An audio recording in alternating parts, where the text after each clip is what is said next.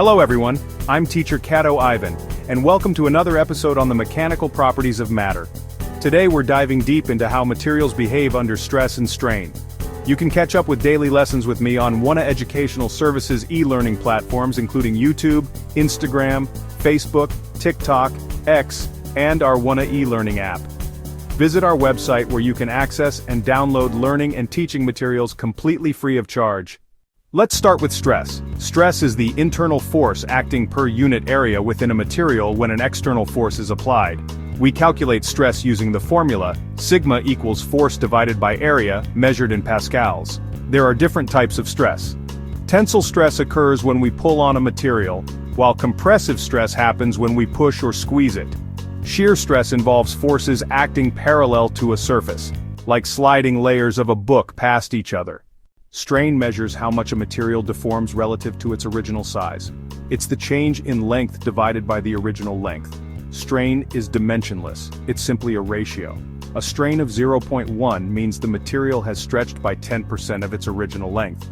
Different materials exhibit different amounts of strain for the same applied stress.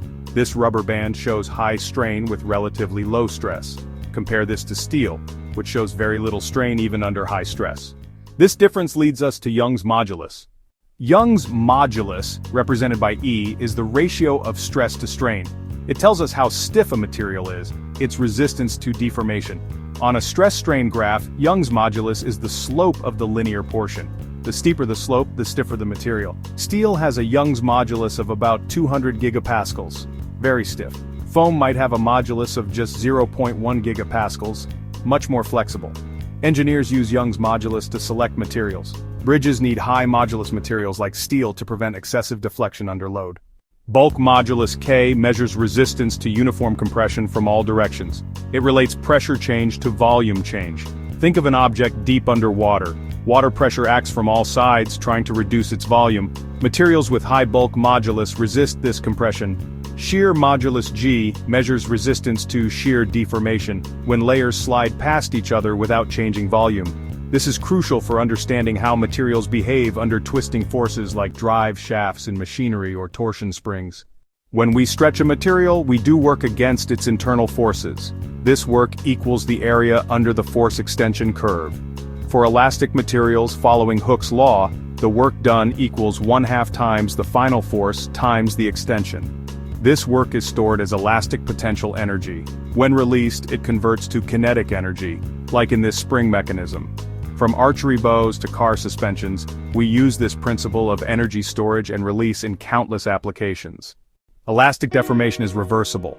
When we remove the applied force, the material returns to its original shape, like this rubber band. At the atomic level, bonds stretch like tiny springs but don't break. The atoms remember their original positions. Plastic deformation is permanent. Once we exceed the elastic limit, the material doesn't return to its original shape. Here, entire planes of atoms slide into new positions. Old bonds break and new ones form, making the change permanent. In elastic deformation, all the input energy is recoverable. It's stored and can be completely released. In plastic deformation, much energy is dissipated as heat during the atomic rearrangement process. Only partial energy recovery is possible.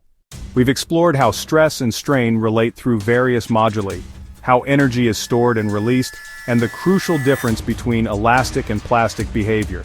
This knowledge is fundamental to engineering design, from the buildings we live in to the devices we use daily.